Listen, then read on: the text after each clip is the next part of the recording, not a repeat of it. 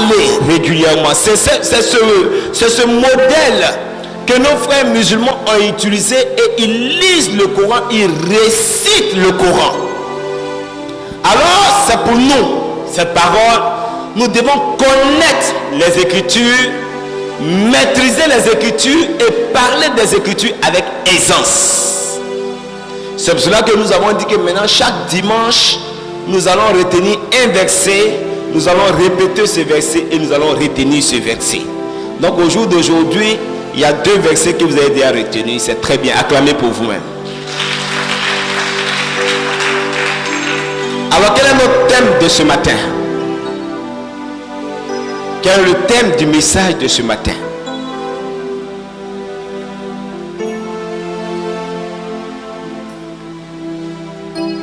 Dobo Yvette, le thème du message de ce matin. On avait déjà annoncé ça dimanche passé. Oui, ma fille? Dieu comme associé dans mes affaires, acclamons encore très fort pour ma fille. Alors, ce message était destiné à certaines personnes. Est-ce que ces personnes-là sont là? Ceux qui devaient prendre les 3 jours de jeûne et prière par rapport à leurs activités, par rapport à leurs affaires.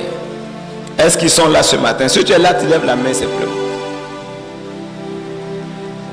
Il y a 4 qui sont là. 5. Tu étais là dimanche dernier? D'accord.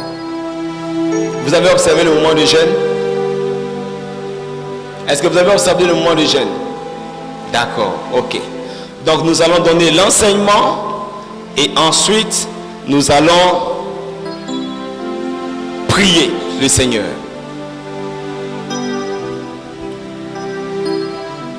On va légèrement incliner la tête et je vais prier pour la parole du Seigneur.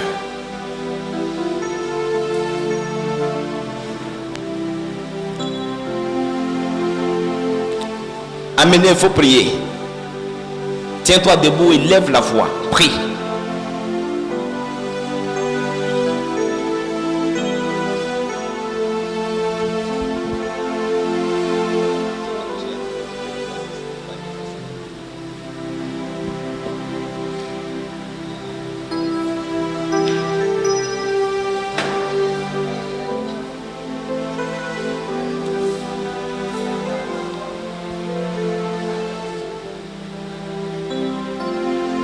J'ai prié, acclame très fort le Seigneur. Dieu comme associé dans mes affaires. Je demande à ceux qui sont au fond là, prenez les chaises de défense. L'église là, c'est pas défense en ligne. Tous les dimanches, je vais vous voir, vous êtes assis en défense en ligne. Voilà. Bois bi bon arrivé. Dieu comme associé dans mes affaires. C'est l'enseignement que nous allons partager. Je prie Dieu qu'il nous donne la révélation pour que nous puissions bien partager cet enseignement. Parce que d'un message à un autre, même si c'est le même thème, ce n'est pas le même contenu. Alors ce matin, nous voulons parler de Dieu comme associé dans mes affaires. Alors je peux me demander une chose ce matin, qu'est-ce qu'un associé? Amélie, c'est sur toi ici aujourd'hui là. Un associé est un partenaire. Qui dit autre chose? Oui. C'est un collaborateur. Encore, qui dit autre chose?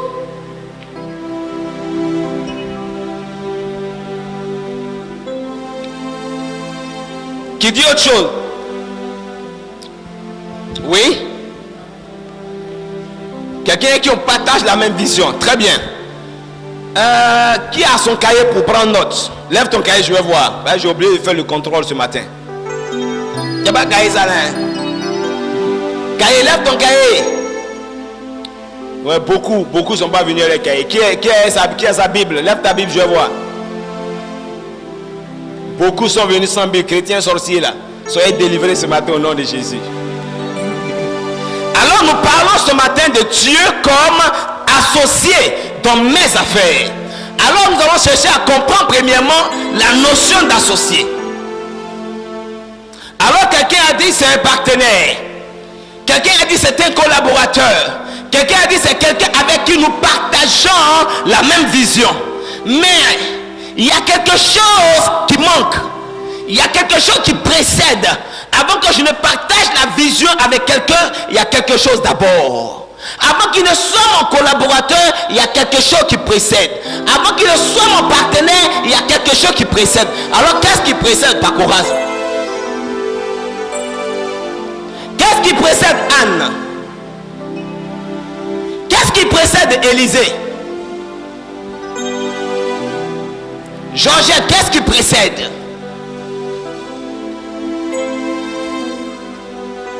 La confiance. Avant la confiance, il y a quoi? Avant l'amour, il y a quoi?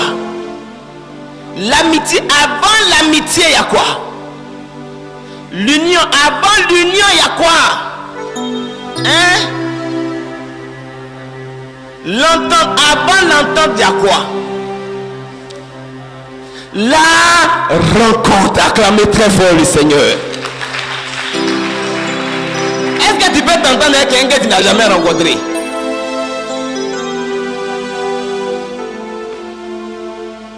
Donc, il faut d'abord la rencontre. Après la rencontre, qu'est-ce que nous avons? Anne.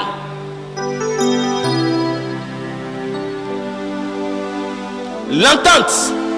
D'accord? Quoi d'autre? Élisée. On veut t'associer. On veut que Dieu soit notre associé dans nos affaires. Qu'on va quitter ici ce matin, vous allez comprendre la profondeur. Il faut l'entente. D'accord. L'entente est basée sur quoi?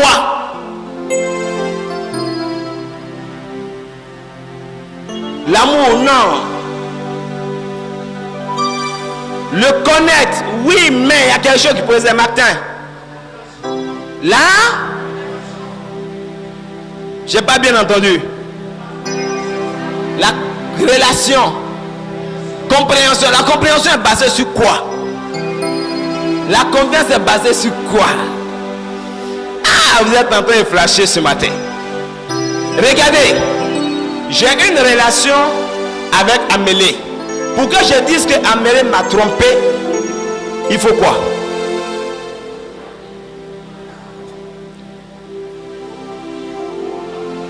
Il faut quoi? Quelqu'un a dit ça derrière ici. Il faut un accord. Mais un accord sur quoi? Si un but. C'est des principes. Sur des principes, sur des règles sur lesquelles nous sommes d'accord. C'est à partir de ce moment quand Amélie n'a pas respecté, je dis tu as trompé notre accord. Si tu ne veux pas te réveiller un matin, on va dire non, tu as trompé. Comment? Sur la base de quoi? Dieu comme associé dans mes affaires.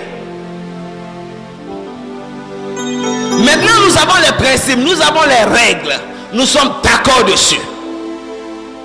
C'est pas ça? Donc à partir de quel moment il devient associé? À partir de quel moment nous sommes associés? Oui, Anne. C'est à partir du moment où on tombe d'accord sur quoi? Sur les principes. Georgia, tu es d'accord? Akoto, tu es d'accord? Boabi, tu es d'accord?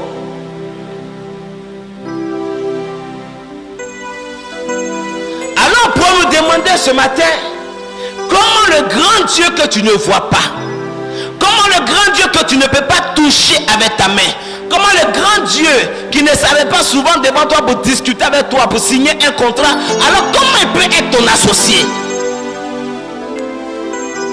Je suis juste en train de nous amener à comprendre, avant d'entrer dans la profondeur de la révélation de la parole du Seigneur. Amélie ne voit pas Dieu. Elle ne sait pas où son bureau est, où. Pour aller le trouver là-bas pour discuter sur les principes, sur les règles pour tomber d'accord. Alors comment elle fait pour être associée? Comment elle fait pour que Dieu s'associe à elle? C'est le béco. Comment elle fait?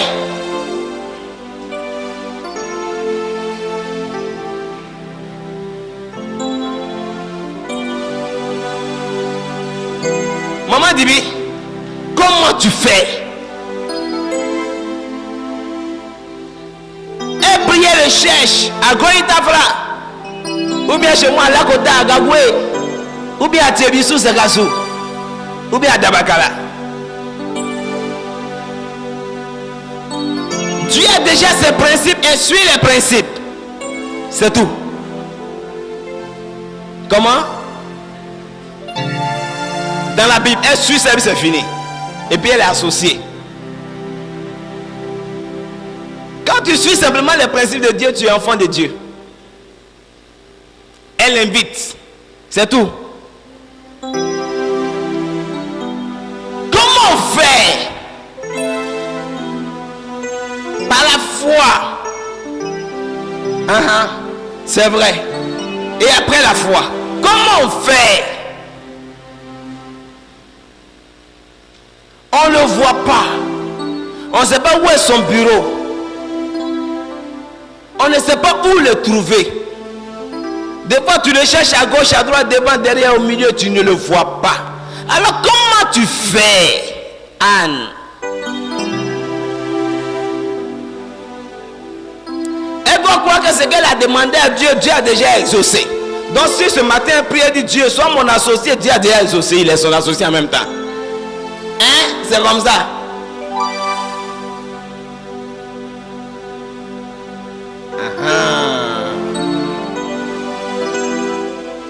Aidez-moi, maman, aide-moi. Comment on fait?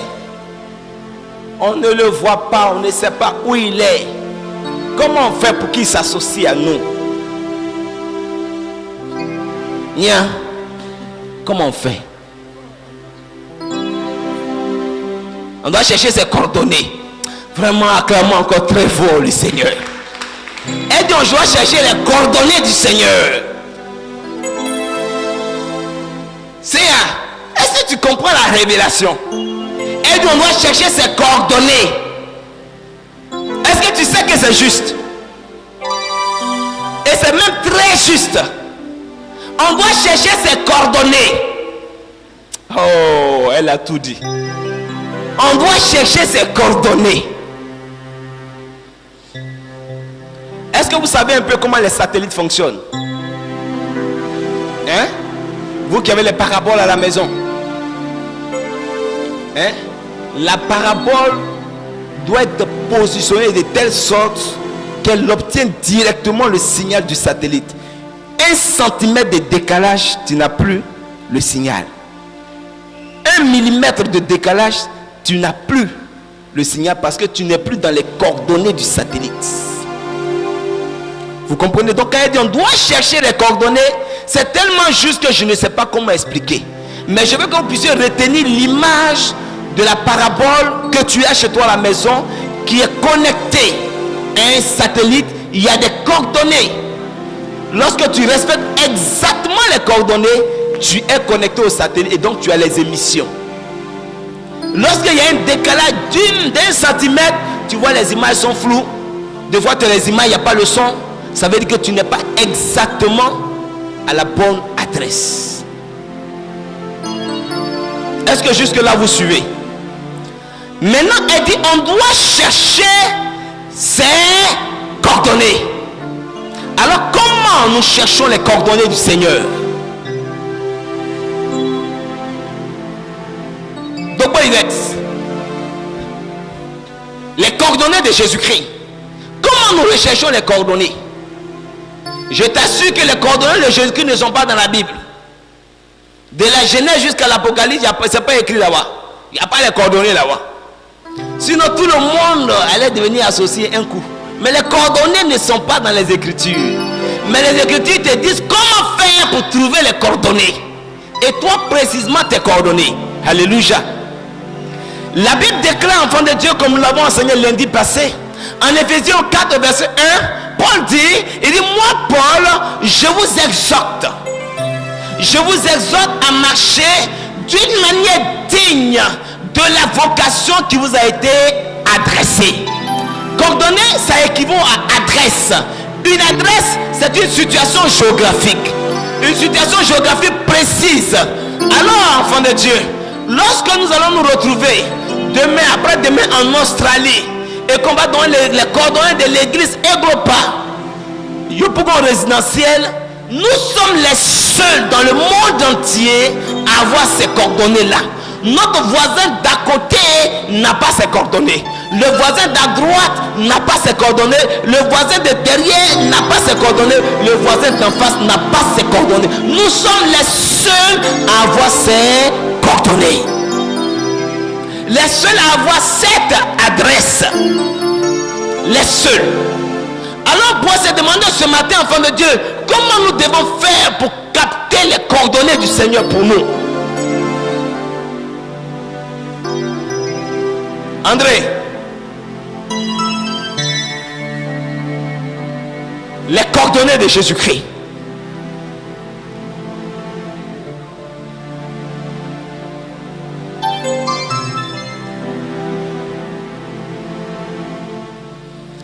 Ah oui, ça suffit pas. Ça suffit même pas un peu même.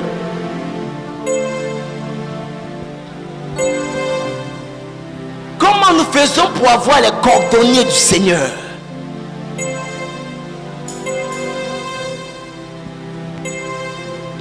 Amélie, quelquefois il t'arrive à la maison d'avoir la parabole, c'est pas vrai? Et puis un technicien vient, il coordonne ta parabole et tu as Canal Horizon. C'est pas vrai? Mais est-ce que toi-même tu connais les coordonnées? Non, mais tu vois Canal seulement à la télé. Est-ce que tu me suis? C'est comme ça quand tu viens à l'église, l'homme de Dieu te dit, mais voici la parole que le Seigneur déclare sur ta vie. Lui, il a les coordonnées. Il te donne les fruits des coordonnées, mais toi-même, tu n'as pas les coordonnées.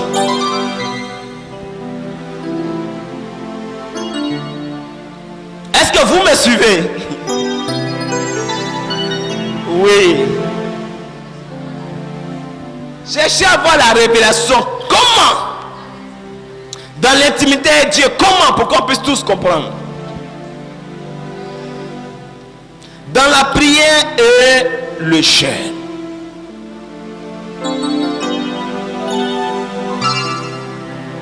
Alors, quelle doit être la nature de cette prière et de ce jeûne? Parce qu'il ne s'agit plus de n'importe quelle prière, de n'importe quel jeûne. Parce que nous prions dans l'église. Nous jeûnons dans l'église. Nous prophétisons même. Mais nous n'avons pas les coordonnées. Alors quelle est cette prière? Quel est ce jeûne qui t'amène à avoir les coordonnées du Seigneur et à être connecté au trône de la grâce?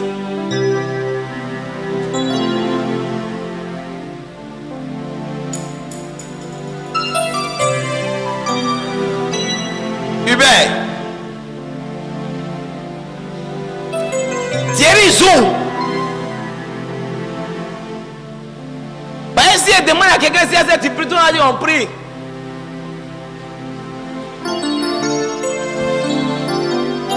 Pas le temps va partir aujourd'hui. Hein.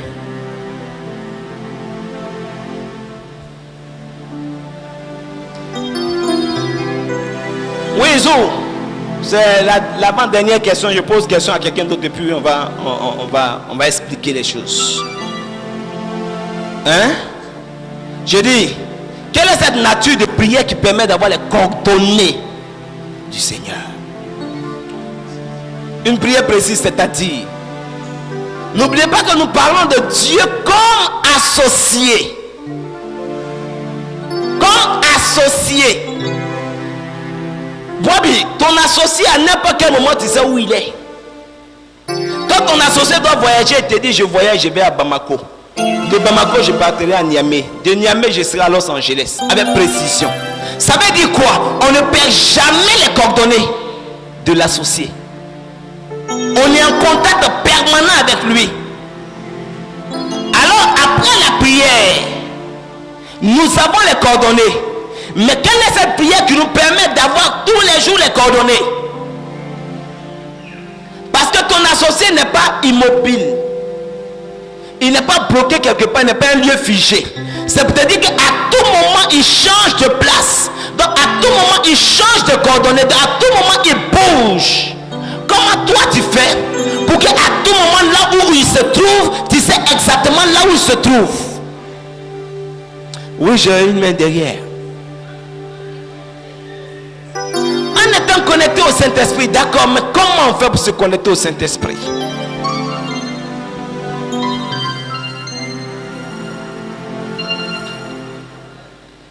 Il faut être en relation étroite avec Dieu. Qui est d'accord? Lève la main. Baissez la main. Maintenant, vous qui n'êtes pas d'accord, donnez votre réponse. Vous qui n'êtes pas d'accord, donnez votre réponse.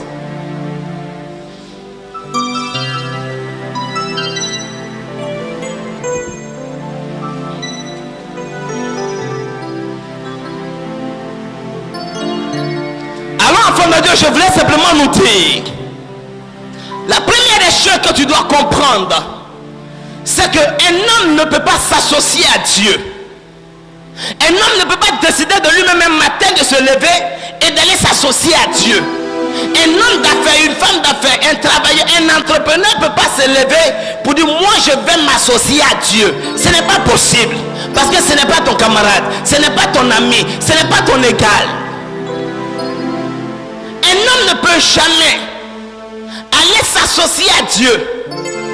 Aller dire à Dieu, décider que moi je vais aller et je vais m'associer à Dieu. Un homme ne peut pas le faire. Mais c'est plutôt Dieu qui s'associe à nous. C'est plutôt Dieu qui nous regarde et Dieu décide de s'associer à nous.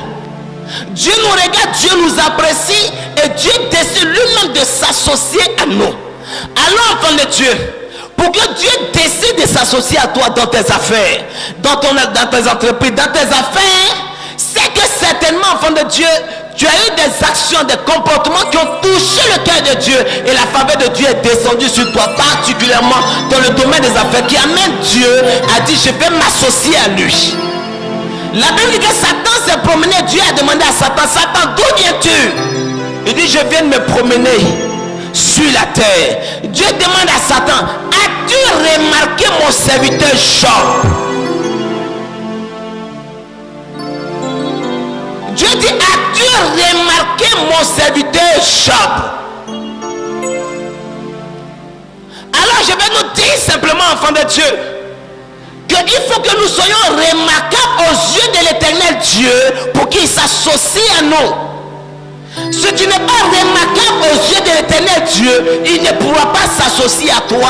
Tu feras tes affaires avec ta propre sagesse, ta propre intelligence, avec toi-même, mais non avec l'éternel Dieu. Tu feras tes affaires avec la grâce de Dieu, les bénédictions de Dieu, les lois de Dieu, inscrites dans les Écritures, mais Dieu, il n'est pas associé à toi. Alors je vais nous dire simplement, enfant de Dieu, pour que Dieu s'associe à toi, il faut que Dieu t'ait remarqué. Or que nous savons, enfant de Dieu, pour être remarqué par le Seigneur, il faut être quelqu'un qui craint Dieu. Il faut être quelqu'un qui craint Dieu. Il dit que la crainte de Dieu est le commencement de la sagesse. Il faut être quelqu'un qui craint Dieu. Le craindre véritablement. Avant de marcher avec lui, il faut le connaître, il faut le craindre. La Bible déclare en Ésaïe 11, verset 2. L'esprit de l'Éternel est un esprit de sagesse et d'intelligence, est un esprit de connaissance et de force. Il dit un esprit de crainte de l'Éternel. Donc la crainte de Dieu permettra au Seigneur de te regarder favorablement. C'est la première notion, le premier pas que chaque enfant de Dieu, chaque serviteur de Dieu doit poser pour que Dieu s'associe à lui. Ça ne veut pas dire, enfant de Dieu, que dès que tu crains Dieu, en même temps Dieu s'associe à toi. Je te dis que c'est le premier pas. Je te dis que c'est la première action.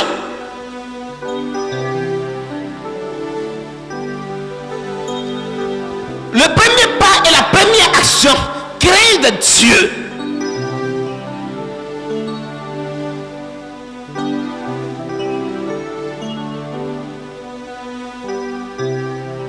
La deuxième action que nous devons retenir, enfants de Dieu, comme un frère l'a dit, une soeur l'a dit, c'est notre intimité avec Dieu. Parce que dès qu'enfant de Dieu, tu crains Dieu, tu ouvres les portes pour que Dieu vienne parler avec toi. Dieu vient s'entretenir avec toi. Dieu vient discuter avec toi. Dieu vient échanger avec toi dans sa présence. Alors, enfant de Dieu, dans la présence de Dieu, dans ton intimité avec Dieu, dans ta relation avec Dieu, Dieu vient partager avec toi. Dieu vient parler avec toi. Comment ça va? Ça va? Et c'est à partir du moment où Dieu parle avec toi, Dieu discute avec toi, Dieu échange avec toi, que tu peux entendre les principes du Seigneur pour une association. Que tu peux entendre les principes du Seigneur pour une collaboration. Que tu peux entendre les principes du Seigneur pour un partenariat. Ça veut dire quoi autrement, enfant de Dieu? Pour que tu puisses atteindre cette dimension, il faut ce que Joël a annoncé se manifeste dans ta vie. Joël a dit en Joël 2, 28, il dit: dans les derniers temps, dit Dieu, je répandrai de mon esprit sur toute chair. Vos fils et vos filles prophétiseront, vos jeunes gens auront des visions, vos vieillards auront des songes. Il dit: oui, sur mes serviteurs, mes servantes, je répandrai de mon esprit. Ça veut dire quoi, enfant de Dieu? Pour que je puisse échanger avec Dieu, pour que je puisse discuter avec Dieu, pour que je puisse communiquer avec Dieu, il faut que je puisse bénéficier d'une relation qui me permet de recevoir de Dieu instruction. Alors si ce matin tu es dans l'église et que le Seigneur ne se révèle pas à toi, le Seigneur ne te parle pas en songe, en vision, en parole de connaissance, personnellement, je dis bien personnellement, pas par personne interposée, il te sera difficile d'être l'associé du Seigneur. Mon frère, touche la main derrière. Il te sera difficile de devenir associé du Seigneur. Je pourrais me demander, mais moi qui est mon associé, je lui parle, il ne m'entend pas. Alors notre association va aller où? Alors comment on va discuter même? Comment on va s'entretenir? Parce que si j'ai mis un interprète entre nous, ce n'est pas évident que ce que j'ai dit à l'interprète, c'est ce que l'interprète va lui dire. Donc moi-même, je dois entendre Dieu me parler. Moi-même, je dois entendre le Seigneur se révéler à moi. Moi-même, je dois entendre le Seigneur m'enseigner et m'orienter, moi-même personnellement. Alors, enfant de Dieu, tout ce qui empêche Dieu de se révéler à moi, tout ce qui m'empêche de recevoir la révélation de Dieu, je dois ôter cela de ma vie. Et tout ce qui favorise la communication avec Dieu, l'entretien avec Dieu, les échanges avec Dieu, ce sont ces choses que je dois favoriser dans ma vie. Des fois, enfant de Dieu, tu peux ne pas être dans le péché, mais Dieu ne se révèle pas à toi, parce que tout le temps tu es assis au Parlement en train de discuter des choses inutiles. Parce que tout le temps c'est toi qui es dans les discussions dans le quartier. Tout le temps c'est toi qui reçois des visiteurs, tu causes. Alors tu n'as même pas accordé un temps de consécration pour que Dieu puisse te parler, alors que tu n'es pas dans le péché. Mais tu n'as pas donné l'occasion favorable au Seigneur de se révéler à toi. Alors, enfant de Dieu, il est important pour nous qui voulons recevoir de Dieu instruction, qui voulons recevoir de Dieu ordre et conseil, de méditer parfaitement le psaume 27 verset 4, où le psalmiste a dit: il y a une seule chose que je désire ardemment, c'est de demeurer dans la maison de l'Éternel pour contempler sa magnificence et pour admirer son temple. Alors ça veut dire, enfant de Dieu, le deuxième pas, c'est le psaume 27 verset 4. Restez dans la présence de Dieu. Admirez le temple du Seigneur. Parlez avec Dieu. Causez avec Dieu. Il faut que quelles que soient les contraintes de la vie que tu as en tant qu'homme d'affaires, en tant que femme d'affaires, en tant que travailleur, en tant que personne occupée, aie toujours un temps pour parler au Seigneur, pour recevoir de lui. Aie toujours un temps pour que Dieu te parle, que Dieu se révèle à toi, que Dieu t'instruise, que Dieu te communique sa pensée. Aie toujours un temps, enfant de Dieu. C'est dans ce temps-là qu'il commence à t'enseigner sur les lois et sur les principes. C'est dans ce temps-là qu'il commence à t'indiquer, à t'orienter. C'est seulement dans ce temps-là. Alléluia. Maranatha. Ah ouais, je dis là. Comme je n'ai pas l'habitude de faire ça, vous êtes restés dans le match. Maranatha. Acclamons très fort le Seigneur. Alors, enfant de Dieu, le premier pas, c'est de craindre Dieu. Le premier pas, enfant de Dieu, qu'on ne peut pas dépasser, c'est craindre Dieu. Sans la crainte de Dieu, enfant de Dieu, il n'y a pas de bénédiction, il n'y a pas d'élévation, il n'y a pas de relation avec Dieu. Non, ce n'est pas possible. Il dit la prière du péché est en abomination devant la face de l'éternel Dieu. Encore la Bible déclare que la prière du juste a une grande efficacité. Alors, enfant de Dieu, premier pas, crains Dieu. Deuxième pas, Somme 27, verset 4.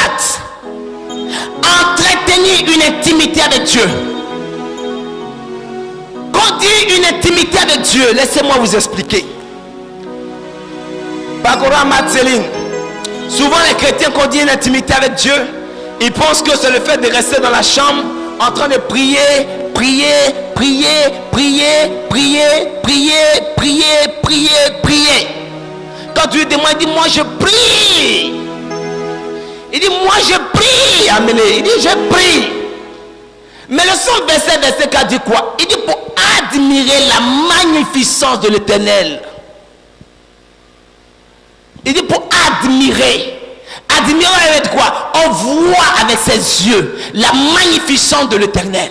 Ça veut dire quoi? Dieu se révèle à nous et nous voyons Dieu à l'œuvre dans une manifestation surnaturelle. C'est de cela qu'il s'agit.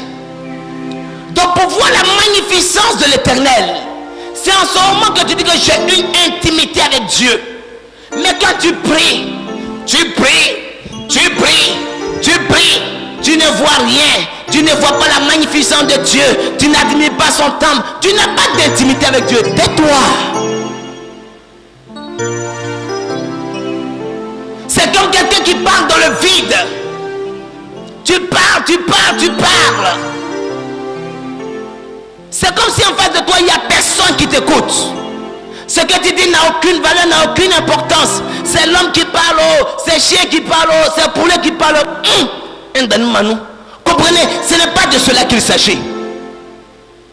L'intimité avec Dieu, c'est une relation entre un père et un fils, entre deux amis, entre deux associés. Quand tu parles, ton ami parle. Quand tu parles, ton associé répond. C'est de cela qu'il s'agit. Tant que ton intimité avec Dieu ne sera pas conforme au Somme 27, verset 4, c'est qu'il y a un problème. Il y a un problème. Il y a un problème. Tu dois régler ce problème. Ce sont les éléments primaires que nous devons avoir. Alléluia. Alléluia. Troisième point, enfant de Dieu, que je voulais nous enseigner.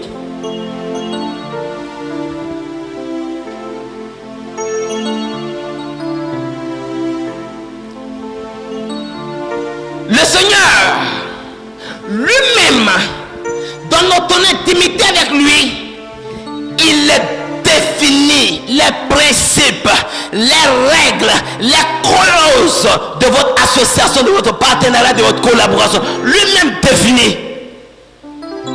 Ce n'est pas toi qui définis, mais c'est l'Éternel Dieu qui définit. En Exode 32, verset 27, Dieu dit à Moïse, il dit, Moïse, écris ces paroles. Il dit, Moïse, écris ces paroles, car c'est conformément à ces paroles que je traiterai alliance avec toi et avec Israël. Donc Dieu lui-même donne les paroles de l'association. Dieu lui-même donne les paroles du contrat qui vous lie. Dieu lui-même donne les clauses de votre relation. Lui-même, il est défini. De quoi il va être? C'est ça. C'est lui qui définit.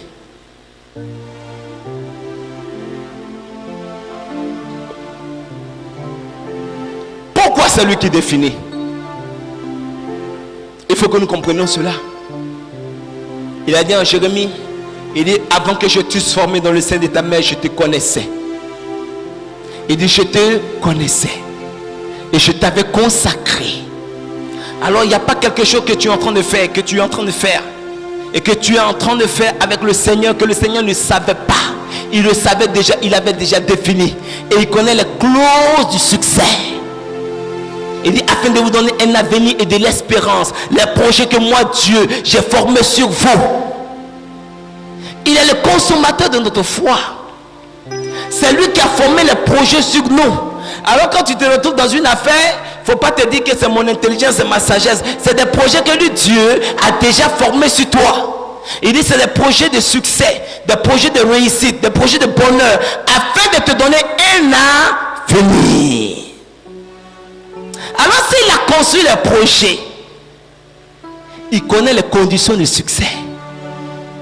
S'il a arrêté les projets, il connaît les conditions de réussite. Il les connaît. Alors enfant de Dieu, c'est lui qui donne les principes. C'est lui qui les enseigne. Et alors enfant de Dieu, il est avantageux pour toi et pour moi, lorsque nous entendons les principes du Seigneur, de les écrire. Les écrire. Et faire un tableau et mettre dans ton bureau. Mettre dans ta chambre. Mettre dans ton lieu de prière. Pour que chaque jour tu sois en train de parcourir les principes que Dieu t'a donnés au tableau. Pour voir si tu es conforme à ces principes. C'est cette image que le Seigneur nous a donnée lorsqu'il a donné les tables de la loi à Moïse. Où lui-même a écrit les principes. Lui-même l'a écrit. Il a écrit toutes ces choses et il a remis à Moïse. C'est cette même image que nous devons retenir. Je veux simplement nous dire ce matin que les clauses du contrat que le Seigneur a avec moi n'aura rien à voir avec les clauses du contrat que le Seigneur aura avec C.A. Léonard. Ça n'aura rien à voir avec les clauses avec Maman Akoto. C'est une relation personnelle et individuelle selon l'appel, la mission que Dieu a arrêtée sur la vie de chacun de nous. Nous devons le retenir. Yongjo disait qu'il a mis dans son bureau, dans son église, sa photo quand il était enfant avec petit caleçon. Il n'avait rien du tout. Il a mis ça dans son bureau. Parce que certainement le Seigneur a dû lui dire, mon serviteur, souviens-toi de là où j'étais enlevé. De telle sorte qu'à chaque fois qu'il verra cette image, il se rappellera d'où il est venu, d'où il est sorti et où est-ce que Dieu l'a amené pour ne pas s'oublier. Parce que quelquefois, enfants de Dieu, nous oublions. Et nous oublions les principes que Dieu même a arrêtés pour notre bénédiction. Nous oublions ces choses.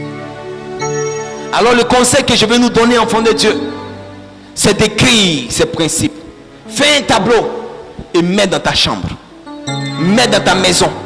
Mets dans ton lieu de prière, ton bureau. Mais chaque jour, regarde si tu es conforme. Est-ce que jusque-là on me suit? C'est bon? On comprend? Ça va? C'est les trois principes. C'est les trois principes. Ce sont ces trois principes-là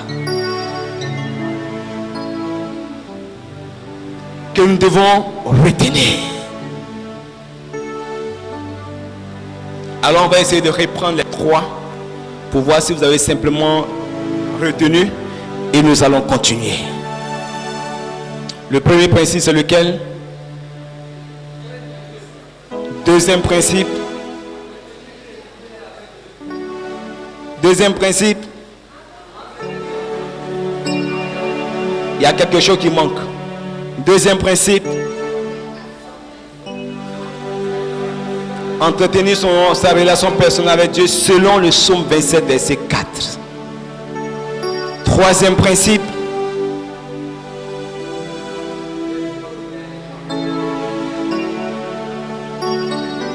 Ce qui veut dire quoi?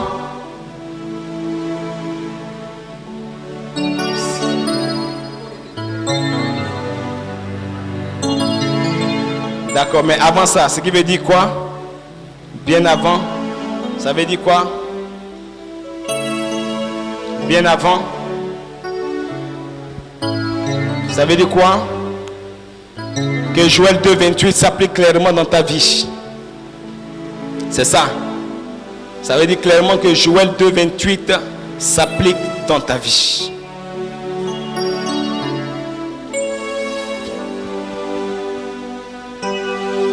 Mes hommes d'affaires, mes femmes d'affaires, est-ce que ces trois principes sont déjà dans vos vies? Parce que c'est à partir de ça qu'on va continuer maintenant le message. Ceux qui ont fait le jeûne là, des hommes et femmes d'affaires, regardez les trois principes là. Examinez si c'est déjà dans vos vies. Si c'est dans vos vies, on continue le message. Si ce n'est pas dans vos vies, on va prier pour ça. Pour que Dieu fasse que ce soit dans vos vies. Et dimanche prochain, on continue le message. Parce que je ne veux pas donner un message et puis il y a des points que tu n'as pas respectés déjà. Et puis on est bloqué dessus.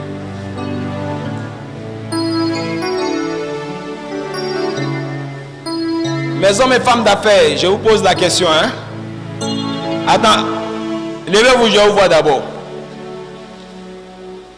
Mes hommes et femmes d'affaires, pour lesquels nous sommes en train de donner ce message, tenez-vous debout. Est-ce que le premier principe est dans vos vies? La crainte de Dieu.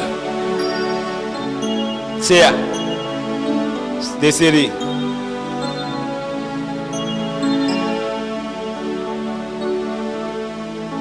Deuxième principe. Deuxième principe, c'est quoi? L'intimité selon le psaume 27, verset 4. Est-ce que c'est dans ta vie? Hein?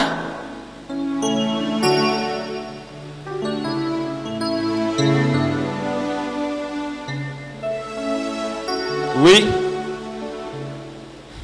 Oui. Alors, quelle est la magnificence du Seigneur que tu as vu dans tes affaires? Quel est le temple du Seigneur que tu as contemplé dans tes affaires?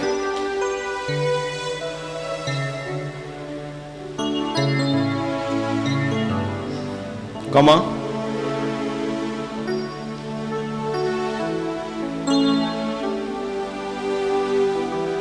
Ça n'est pas là. Toi, tu as dit oui. Oui. La même question. Prends le psaume 27, verset 4. On va relire. C'est pas toi. Toi, réponds à la question.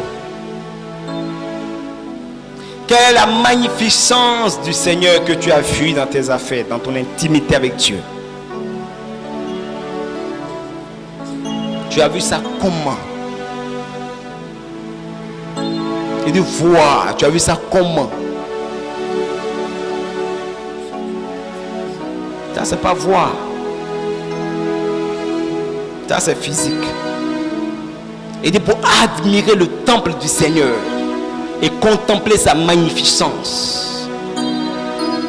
Ça, on parle du monde spirituel. On ne parle pas du monde physique.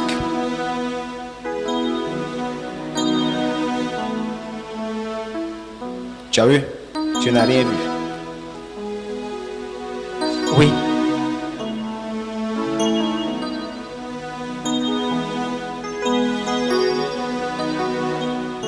Lui.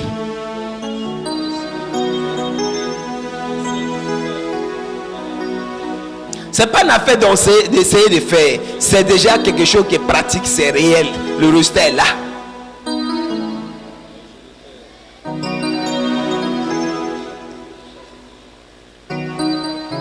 Est-ce que tu contemples sa magnificence dans le monde spirituel?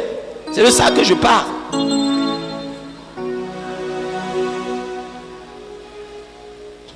Donc, asseyez-vous. Donc, vous n'avez pas compris en réalité. Vous n'avez pas compris. Vous n'avez pas compris. Regarde, serviteur. Le ministère, être homme d'affaires est un ministère. C'est comme être pasteur, être prophète, être apôtre. C'est un ministère. Et dans ce ministère, Dieu révèle. Moi, par exemple, je ne peux pas venir un dimanche comme ceci sans que Dieu ne me dise ce que je dois venir faire. C'est lui que je sais, je ne me sais pas. Alors que je suis homme d'affaires, dans mes affaires, Dieu se révèle avec précision et exactitude sur ce que je dois faire et comment faire et où faire. C'est de cela qu'il s'agit. Quand le Samy dit que je suis dans la maison du Seigneur, je contemple sa magnificence, ce n'est pas le temple physique, le mur que tu vois. C'est dans le monde spirituel. C'est dans le monde spirituel que ces choses se passent. Ça veut dire qu'un homme d'affaires qui s'associe à Dieu doit pouvoir aller dans la dimension spirituelle. C'est là-bas que les affaires, c'est là-bas qu'on a la réussite dans les affaires. C'est là-bas que ça se décroche. C'est là-bas que ça se décide.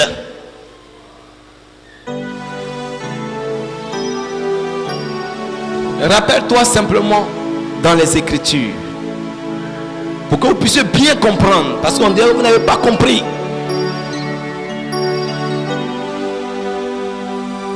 Cette femme qui allait voir le prophète de Dieu pour dire: mon mari craignait Dieu, il est mort, le créancier est venu prendre les 2 fils et tout ce qu'elle avait. Qu'est-ce que l'homme de Dieu a fait? Il dit: qu'as-tu chez toi? Qu'as-tu chez toi? Elle a donné une réponse. Cette femme-là, elle est comme toi. Elle n'avait pas la révélation de Dieu. Elle n'allait pas dans le monde spirituel pour savoir comment les choses se passent. L'homme de Dieu est allé à sa place dans le monde spirituel et lui a donné des instructions. Elle a obéi à ses instructions et Dieu a multiplié. Imagine-toi simplement, si elle-même allait dans le monde spirituel, elle n'allait pas avoir besoin d'appeler qui que ce soit. Mais elle régnait Dieu aussi comme son mari. Elle méditait les Écritures. Elle priait certainement. Parce que je suis sûr que quand le créancier arrive, on prie beaucoup. Mais elle n'avait pas la solution. Elle n'avait pas la solution. C'est de cela qu'il s'agit. Allez demander à nos frères musulmans qui font les affaires. Jamais ne se lancera dans une affaire comme ça. Il ira toujours vers son Dieu. Et son Dieu lui dira exactement quel jour tu dois ouvrir, quels sont les sacrifices à faire. Il fera tout cela d'abord. Parce que c'est que lui-même, il ne peut pas apporter la réussite, mais il croit en son Dieu derrière. Et son Dieu a des principes, il respecte les principes de ce Dieu. Et ses affaires réussissent. Mais nous sommes chrétiens. Nous pensons que le monde des affaires, c'est un monde de plaisanterie. C'est un monde d'amusement. C'est un monde d'intelligence et de sagesse. Non. C'est un monde spirituel. C'est pour cela qu'au jour d'aujourd'hui, dans le monde des affaires, en Côte d'Ivoire, les chrétiens sont les derniers. Les musulmans, les francs-maçons, les rosicruciens ont possédé. Parce qu'ils composent avec le spirituel. Mais nous ne composons pas avec le spirituel. C'est le spirituel qui décide. C'est le spirituel qui oriente. On dit Dieu comme associé. Dieu est spirituel. La Bible déclare dans le livre d'Amos, il dit 2 personnes marchent ensemble sans être convenues. L'éternel Dieu ne fait jamais rien sans le révéler. Il dit sans le révéler. Je suis homme d'affaires, je suis un homme de Dieu que Dieu a oint dans le domaine des affaires. Alors Dieu ne peut rien faire dans mes affaires sans qu'il me révèle cela, parce qu'on est associés. Ce n'est pas au moment où les gens m'appellent, je m'en vais physiquement et puis je dis non, je commence à constater. Non, ça se passe dans le spirituel, ça se décide dans le spirituel. Ça veut dire simplement qu'un homme d'affaires selon Dieu, il doit avoir une vie spirituelle épanouie, remplie, totale. Une vie spirituelle dense. Une vie spirituelle forte. C'est de cela qu'il s'agit.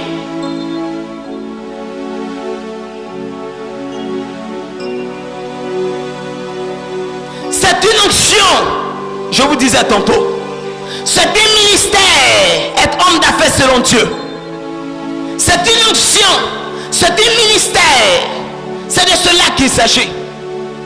Dans tous les domaines de la vie, Dieu accorde l'onction nécessaire pour ce domaine. Jésus a dit en Luc 18, il dit l'Esprit du Seigneur est sur moi. Il m'a oint et il annonce pourquoi il a été oint. Je suis homme d'affaires, il y a Dieu comme associé. Ça veut dire que j'ai l'onction de Dieu. Alors je travaille selon les lois spirituelles. Je travaille selon ce que Dieu m'a enseigné dans le spirituel. Et non forcément. Oh, béni sois-tu, Esprit de Dieu.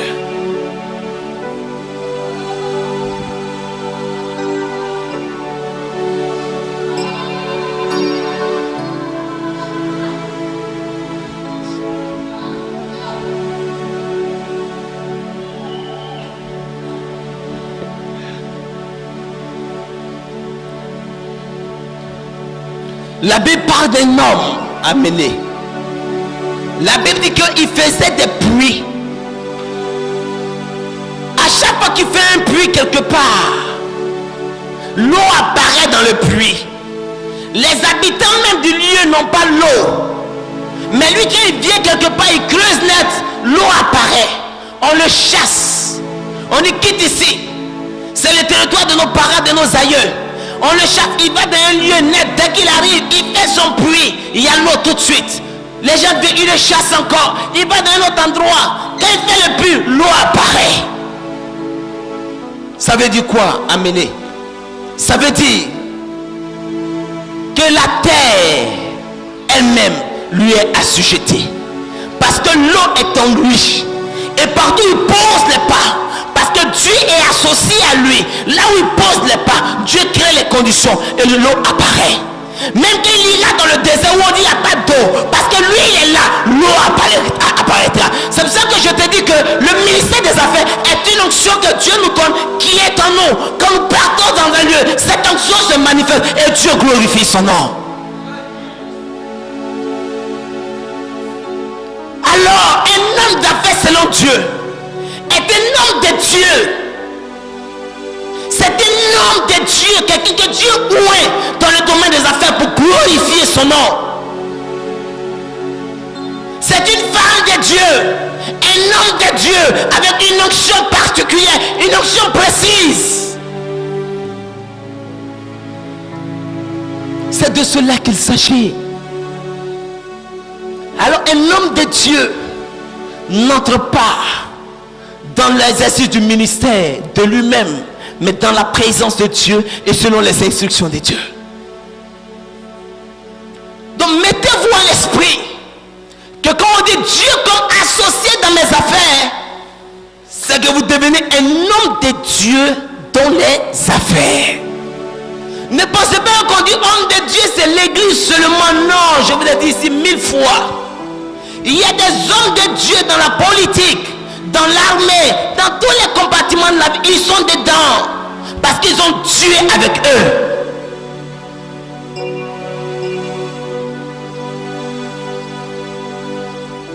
Alors ce Dieu est avec toi. Tu ne peux pas faire tes affaires comme tout le monde. Tu ne peux pas exercer ce ministère dans le domaine des affaires comme tout le monde. Charlot, ce n'est pas comme cela que ça se passe.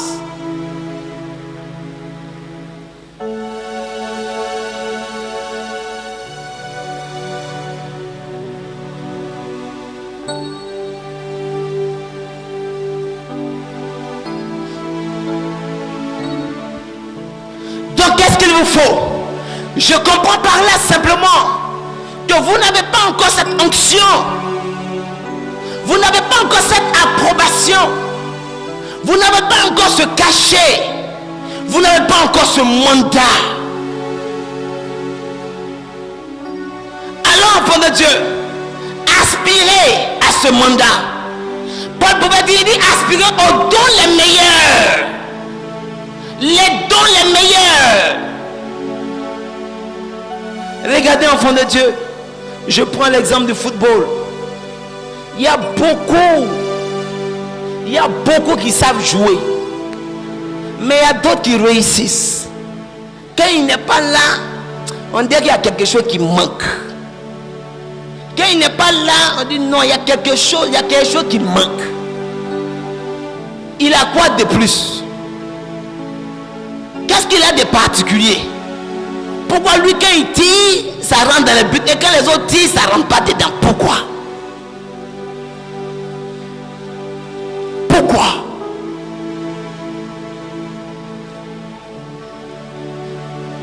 Élisée, est-ce que tu me suis ce matin? Est-ce que tu me suis? Alors je vais vous raconter juste un témoignage qui nous fait la grâce aujourd'hui de servir le trône de la grâce. Quand le Seigneur m'appelait, c'est cette image qu'il m'a montré. Il m'a montré une équipe de football où il y avait 2 équipes qui jouaient. Et le Seigneur a attiré mon attention sur une des équipes. Cette équipe, je vous l'ai déjà dit, elle jouait merveilleusement bien. En tout cas, depuis que je suis sur la terre, je n'ai jamais vu une équipe pareille. Que du gardien de but jusqu'au numéro 11, ils étaient hyper doués. Les amortis, les passes, c'était beau. Une beauté qu'on ne peut décrire. Une beauté exceptionnelle. Mais dans cette beauté exceptionnelle, dans ces qualités énormes, le Seigneur me montrait qu'il voulait marquer. Mais malgré les qualités, malgré les dribbles, malgré les amortis, malgré les déviations, malgré tout ce que tu peux citer dans le domaine du football, il n'arrivait pas à marquer. Et l'entraîneur fait un remplacement. Et il y a quelqu'un d'autre qui rentre. Celui qui est rentré ne savait même pas amortir la balle. Il ne savait même pas faire une passe. Il ne savait même pas comment on dribble. Mais quand on lui a donné la balle, il a tiré, c'est rentré dans les filets au nom de Jésus de Nazareth. Et le Seigneur qui me dit, mon serviteur Théophile, tu vois? Tu as vu celui qui a marqué? Je dis, oui Seigneur, je vois. Il dit, c'est celui qui fait mon œuvre. C'est mon serviteur. Alors j'ai compris, enfant de Dieu, que quoi que tu fasses sur la terre, et ta sagesse, et ton intelligence, et tes diplômes, et tes relations, sur la faveur de Dieu n'est pas sur ta vie, sur l'onction de Dieu n'est pas sur ta vie, sur le cachet de Dieu n'est pas sur ta vie, sur l'approbation de Dieu n'est pas sur ta vie ne sera pas une vie de réussite. Ceux qui ont le cachet de Dieu, ceux qui ont l'approbation de Dieu, ceux qui ont l'onction de Dieu, ceux qui ont la faveur de Dieu, ceux qui la réussite dans la vie, au nom de Jésus de Nazareth. Homme d'affaires, sans l'onction de Dieu, tu ne peux point réussir. Sans le cachet de Dieu, tu ne peux pas réussir. Sans la faveur de Dieu, tu ne peux pas réussir. Alors c'est qu'il faut nous demander dans le psaume verset 4. Le psalmiste ne le dit pas, mais si tu lis très bien la révélation, il explique. Amélie, tu peux relire le psaume verset 4 pour que je puisse bien expliquer la révélation que le Seigneur a pour nous ce matin.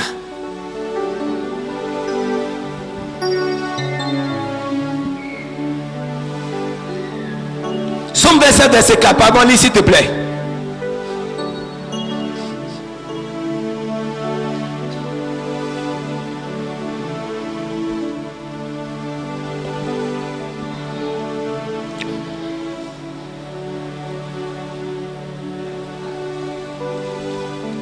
Oui.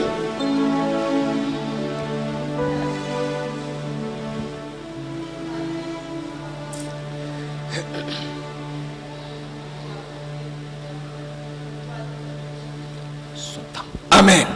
Alors David dit, enfant de Dieu, rappelez-vous, hommes d'affaires, femmes d'affaires, vous qui voulez entreprendre, vous qui voulez que Dieu vous bénisse matériellement et financièrement, Dieu le fera certainement. Parce qu'il a annoncé cela en Josué chapitre 1. Il dit qu'il nous bénira dans toutes nos entreprises, dans tout ce que nous ferons. Dieu a déjà décidé de nous bénir. Dieu a déjà décidé de nous élever. Certainement, enfant de Dieu, la bénédiction matérielle et financière viendra. Mais tu dois savoir cela. Tu dois savoir cette chose. Le psalmiste que Dieu a appelé l'homme selon son cœur, celui qui était berger, celui qui était derrière moutons, l'a établi comme roi d'Israël. C'est ce dernier-là qui parle. Je vais te dire ce matin que c'est quelqu'un qui a expérimenté la grâce de Dieu. Celui qui a expérimenté la puissance de Dieu qui bénit les affaires. C'est celui qui a démontré, qui a eu la grâce de voir la démonstration de la gloire de Dieu. C'est celui-là qui nous parle ce matin. Ce n'est pas un théoricien, mais c'est quelqu'un qui a pratiqué Dieu. Quelqu'un qui a marché avec Dieu. Quelqu'un qui est tombé aussi avec Dieu, mais il s'est relevé avec Dieu. Celui qui nous parle ce matin, enfant de Dieu, c'est celui qui a expérimenté Dieu dans sa bonté infinie. C'est celui-là qui nous parle. Et c'est ce dernier qui dit dans le psaume 27, il y a une seule chose que je demande à Dieu, c'est d'habiter dans la maison de l'Éternel. Il dit habiter dans la maison de l'Éternel. Je me demande, enfant de Dieu, si nous prenons le temple comme la maison de l'Éternel, est-ce que quelqu'un peut habiter dans le temple? Si nous prenons l'église comme la maison de l'Éternel, est-ce que quelqu'un peut habiter toute sa vie dans l'église? Ça vous dit simplement, c'est pas ce que David voulait dire. Il n'a pas dit qu'il voulait habiter dans le temple de l'Éternel comme église. Il n'a pas dit qu'il voulait habiter dans la synagogue. C'est pas ce qu'il voulait dire. Mais il sait que comme son ancêtre a reçu la révélation, qu'en un lieu précis Dieu était, et il a dit je ne savais pas que Dieu habitait ici. Alors il a changé le nom de ce lieu qui s'appelait Luz pour l'appeler Bethel, c'est-à-dire maison de Dieu. La Bible dit que là où il avait reposé la tête, les anges de l'Éternel montaient et descendaient. Ça veut dire quoi? Il était dans la présence de Dieu. Donc quand David dit toute ma vie je vais habiter dans la maison de l'Éternel, il est en train de nous dire que toute ma vie je veux être dans la présence de Dieu, être toujours dans la présence de Dieu, au bureau de la présence de Dieu, au marché de la présence de Dieu. Enfant de Dieu, il est la présence de Dieu. Il veut être à tout instant de la présence de Dieu. Même quand il est en train de se laver, il est dans la présence de Dieu. Quand il est en train de marcher, il est dans la présence de Dieu. Lorsqu'il est en train de discuter avec un ami, il est toujours dans la présence de Dieu. Lorsqu'il est en train de même se chamailler avec quelqu'un, il est dans la présence de Dieu. Ça veut dire quoi, enfant de Dieu? Ça veut dire quoi? Demeure constamment, en permanence, à tout instant, de la présence de Dieu. Regarde, enfant de Dieu, il attend de nous dire que quand nous avons parlé de l'intimité de Dieu, il dit non, c'est petit. Il est entré dans l'intimité de Dieu, il dit non, c'est faible, c'est petit, c'est pas grand chose. Parce que quand nous n'entendons pas entrer dans l'intimité avec Dieu, à un moment nous décomptons 3 jours de jeûne, nous partons prier, 3 jours nous revenons. On dit je sors de la présence de Dieu. Il dit non, entrer dans la présence de Dieu, c'est ce qu'il faut. Mais donc l'intimité avec Dieu, il dit c'est petit, c'est faible. Mais il dit habiter. Habiter. Quand on dit habiter, enfant de Dieu, ça veut dire vivre de manière durable, de manière stable, de manière permanente. Et non de manière momentanée. Et non une fois en passant. Et non quand on a des problèmes. Mais dit de manière permanente. Habiter dans la maison de l'Éternel. Et il dit pourquoi? Il nous explique ce matin pourquoi. Il est pour admirer. Enfant de Dieu, on admire ce qui est beau. On admire ce qui est merveilleux. On admire ce qui est glorieux. On admire ce qui est magnifique. Nous voulons Dieu comme associé dans nos affaires. Nous voulons admirer nos affaires prospérer, nos affaires magnifiques, nos affaires élevées. C'est ce que nous voulons admirer, enfant de Dieu. On l'admire dans la présence du Seigneur. Il dit admirer sa magnificence. Pour te dire simplement, enfant de Dieu, tout ce que Dieu fait n'est que gloire et gloire. Tout ce que Dieu fait n'est que magnificence et magnificence. Mais tu ne peux l'admirer, tu ne peux voir cette gloire, tu ne peux voir cette beauté que lorsque toi-même tu habites dans la maison de l'Éternel de manière permanente. Lorsque toi-même tu résides continuellement dans la présence de l'Éternel Dieu. C'est de cela qu'il s'agit, enfant de Dieu.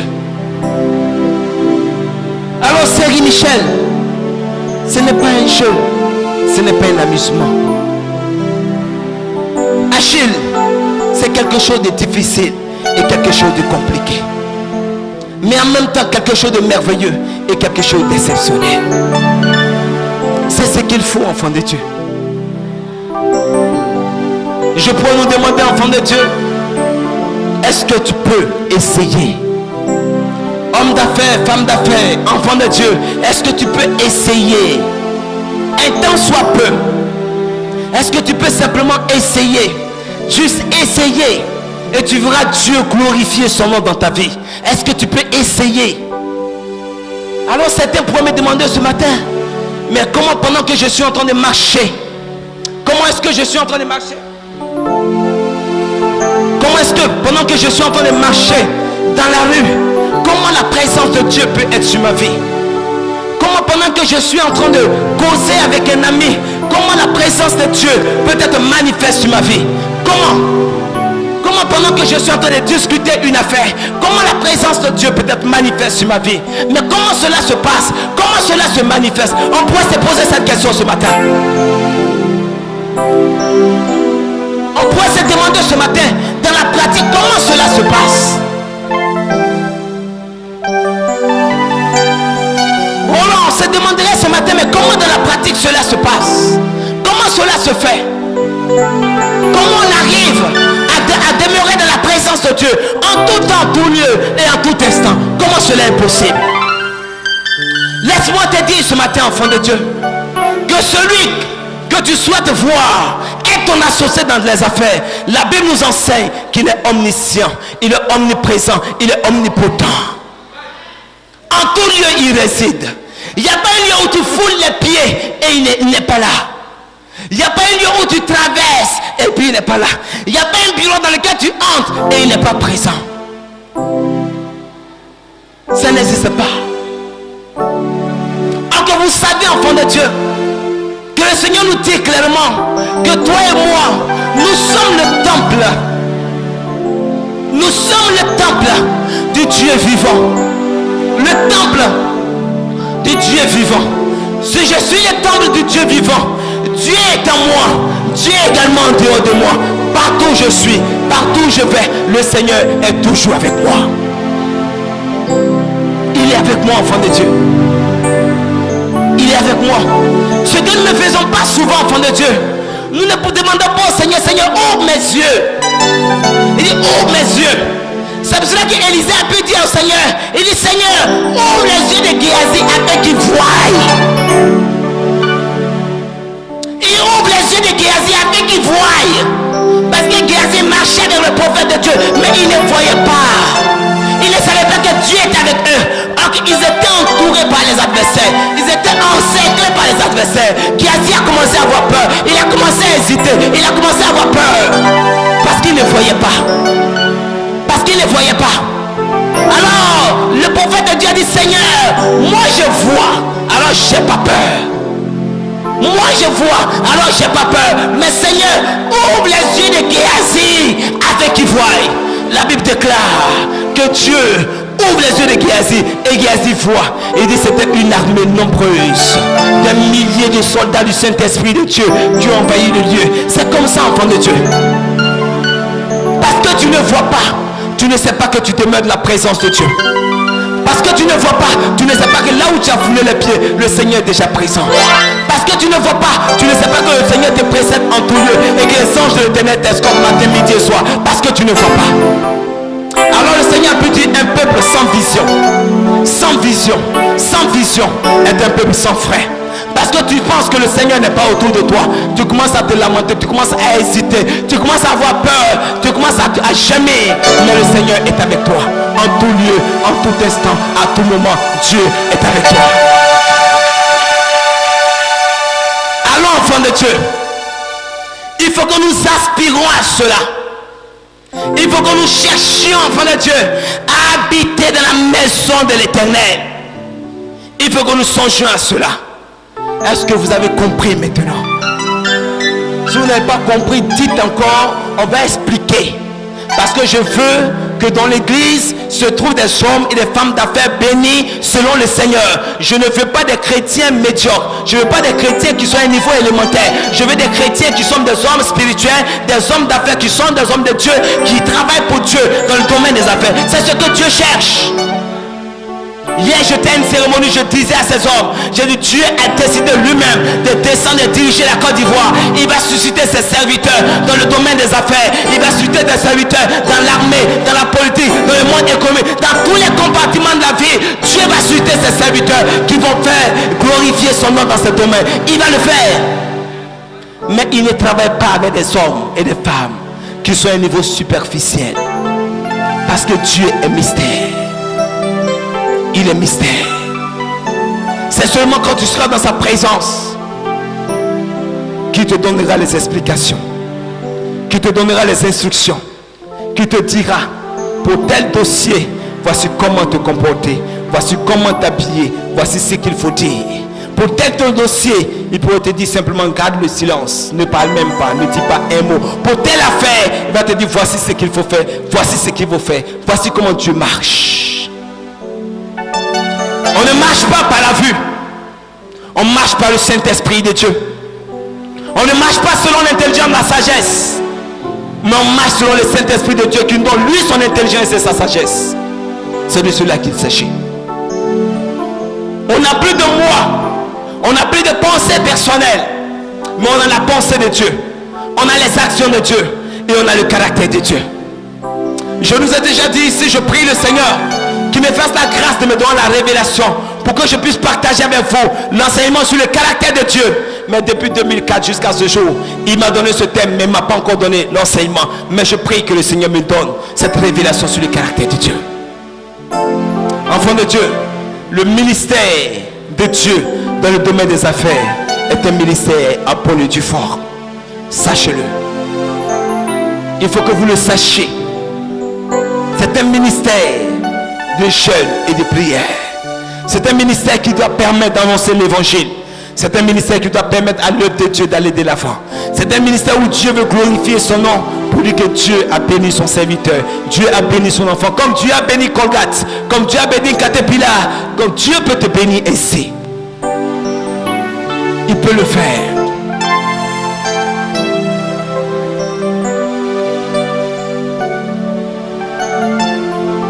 Nous devions continuer après ces 3 points sur maintenant l'aspect de Dieu comme associé. Ce que je viens de donner ce matin, ce sont les éléments de base sans lesquels Dieu ne peut pas être associé à nous. Dieu nous fera certainement la grâce dimanche prochain de nous enseigner sur le thème en lui-même, Dieu comme associé. Ce qu'on a fait ce matin, ce sont ces 4 principes que vous devez retenir. Le premier principe, c'est la crainte de Dieu. Le premier principe, c'est la crainte de Dieu. Le deuxième principe, Georgette, c'est quoi?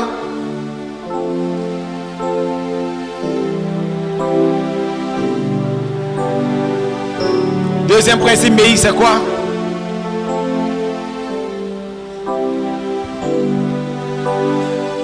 Comment?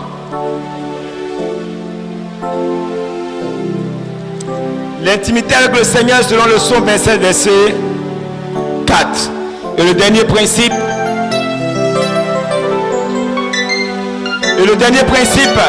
Amenez.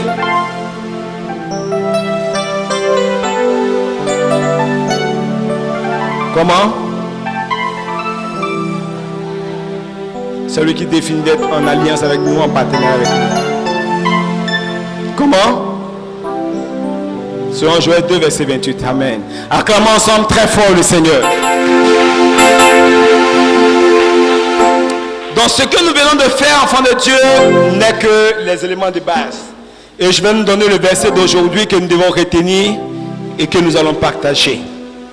Ce verset se trouve dans le livre de Nombres au chapitre 23, le verset 19. Dis avec moi, Nombres chapitre 23, verset 19. Vous avez mal à la gorge ou bien quoi? Nombre 23, verset 19. Nombre 23, verset 19. Dieu n'est point un homme pour mentir, ni fils d'homme pour se repentir. On répète ensemble. Bon, tenons-nous debout. Alors, tout le monde debout, voilà.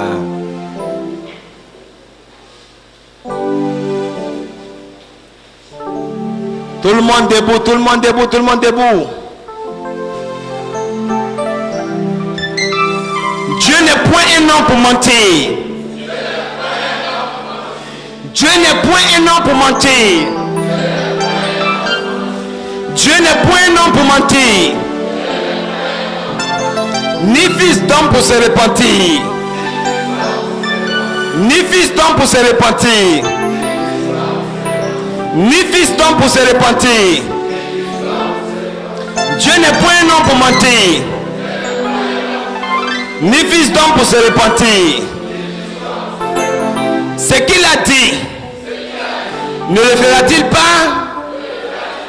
Ce qu'il a déclaré, ne l'exécutera-t-il pas? Ce qu'il a dit, ne le fera-t-il pas? Ce qu'il a déclaré, ne l'exécutera-t-il pas? Dieu n'est point un homme pour mentir, ni fils d'homme pour se repentir. Ce qu'il a dit, ne le fera-t-il pas? Ce qu'il a déclaré, ne l'exécutera-t-il pas? Maintenant, on va faire le verset en entier. Donc, vous m'écoutez et puis après, vous répétez. Dieu n'est point un homme pour mentir, ni fils d'homme pour se repentir. Ce qu'il a dit, ne le fera-t-il pas? Ce qu'il a déclaré, ne l'exécutera-t-il pas? On y va?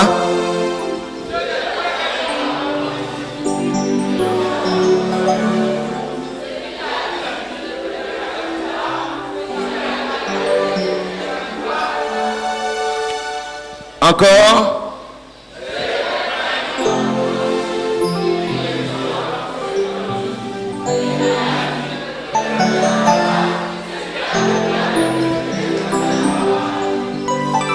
Nombre 23, verset 19. On y va?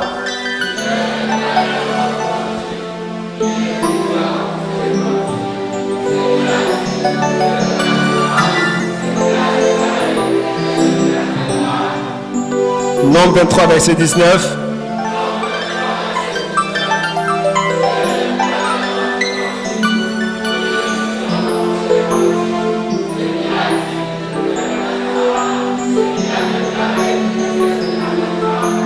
Tu vas maintenant élever la voix vers le Seigneur et tu vas prier le Seigneur. Conformément à ce verset, tu vas prier le Seigneur. Conformément aux 3-4 principes, tu vas élever la voix et tu vas prier le Seigneur. Élève la voix et prie le Seigneur.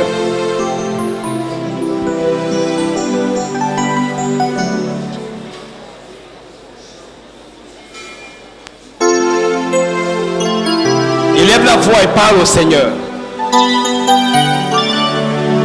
Pour la crainte de Dieu, parle au Seigneur. Pour la crainte de Dieu, parle au Seigneur. Pour la crainte de Dieu, parle au Seigneur. Pour la crainte de Dieu, parle au Seigneur. Parle au Seigneur. Pour ta relation personnelle avec Dieu, selon le psaume 27, verset 4, parle au Seigneur.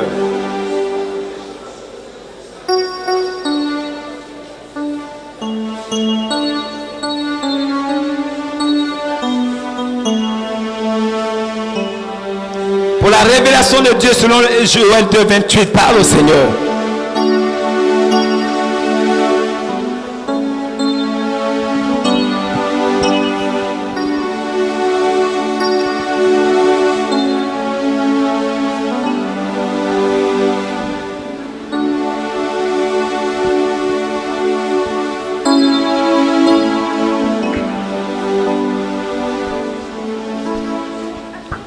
Continue de parler au Seigneur, parle au Seigneur.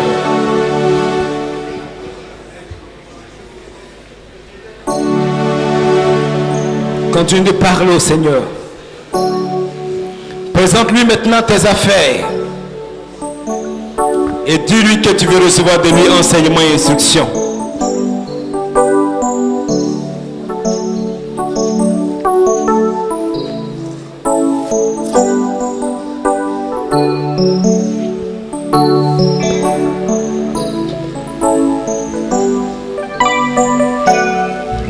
Continue de parler au Seigneur, continue de lui parler.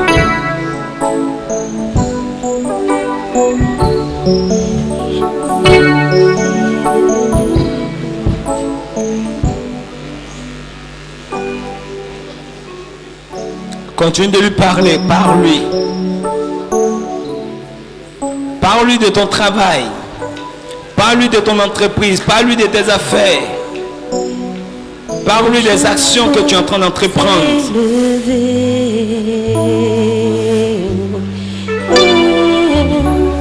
Demande au Seigneur de bénir, de restaurer, de renouveler. Oh, béni sois-tu, Seigneur notre Dieu. Oh Seigneur, révèle-toi à moi. Que tous les canaux de communication, Père, soient restaurés et rétablis au nom de Jésus de Nazareth.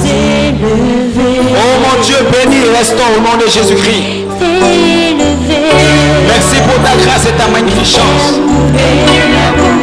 Ton nom est grand et glorieux. Ton nom est puissant et digne de louange et d'adoration.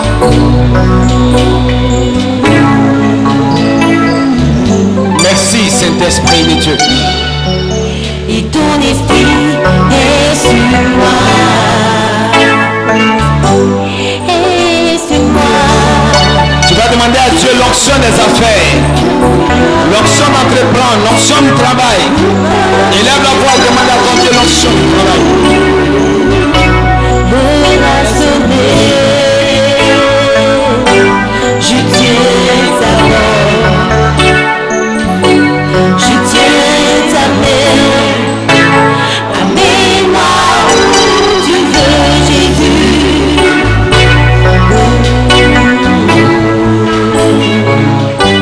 Je tiens ta main. Je fais de moi ton prisonnier. Emmène-moi où tu veux, mon Dieu.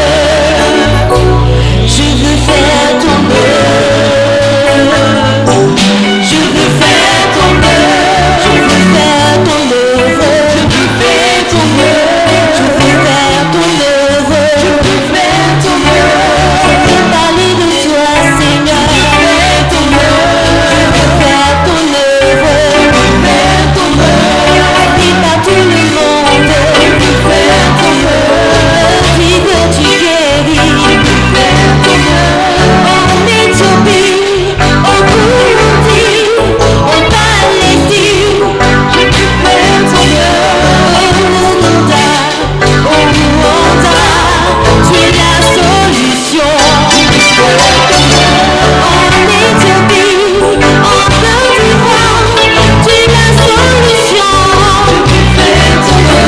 Je veux faire ton œuvre. Je veux faire ton œuvre. Je veux faire ton œuvre.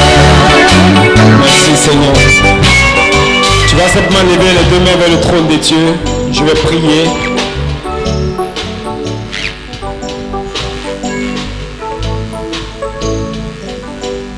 Nous bénissons ton nom Seigneur. Et nous te rendons toute la gloire. Nous te disons merci pour l'enseignement que tu viens de nous donner. Les premiers pas, Seigneur, pour que nous puissions bénéficier de ton association dans nos affaires et dans nos entreprises. Pour ne pas dire, Seigneur, dans tes affaires, dans tes entreprises, dans tes projets que tu as formés sur nos vies. Nous ne connaissons rien, nous ne savons rien. Et c'est parce que nous ne sommes que les enfants, Seigneur, que nous avons fauté. Maintenant que ce matin, Éternel notre Dieu, tu nous as enseigné sur ces lois et ces principes, nous te bénissons et nous te disons merci. Seigneur, ce matin, voici tes enfants qui cherchent du travail, d'autres cherchent à entreprendre, d'autres entreprennent déjà. Éternel mon Dieu, je prie en ce matin que tu bénisses leur vie. Tu bénisses leurs affaires, tu bénis leurs entreprises, tu bénis l'œuvre de leurs mains. Dans le nom puissant de Jésus-Christ. Seigneur, merci parce que ta main de gloire et ta main de puissance est étendue sur leur vie. Que l'honneur, la gloire te reviennent à toi seul et que Seigneur, tu témoignes, qu'ils témoignent que tu es Dieu, que tu es Seigneur et c'est toi qui bénis leur vie, c'est toi qui bénis leur entreprise. Dans le nom de Jésus-Christ de Nazareth, nous avons prié. Amen.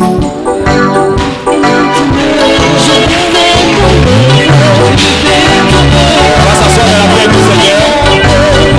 Je vais appeler par devant ceux qui ont observé les 3 jours de jeûne et prière. Pour les frères et les sœurs qui sont dans le domaine des affaires, qui ont observé les 3 jours de jeûne et prière, ils n'ont qu'à venir par devant et je vais prier pour eux.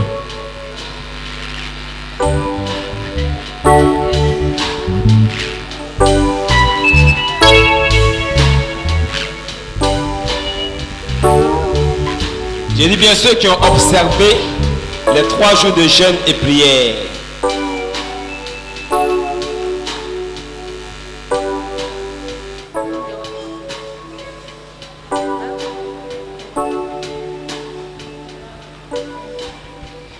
Seigneur, merci. Je bénis ton nom pour la vie de ta servante. Ton nom est grand, ton nom est puissant. Tu connais sa vie, tu connais ce que tu as déposé entre ses mains. Je prie, Éternel mon Dieu, qu'à compter de ce jour, que toutes les feuilles mortes de sa vie tombent et que tu lui accordes cette grâce, cette onction dans le domaine des affaires. Que Père, tu entretiennes avec elle une relation personnelle et personnalisée. Que Seigneur, ses affaires deviennent tes affaires. Elle t'invite dans sa vie et dans ses affaires afin que ton nom soit glorifié. Merci mon Dieu. Merci mon Dieu.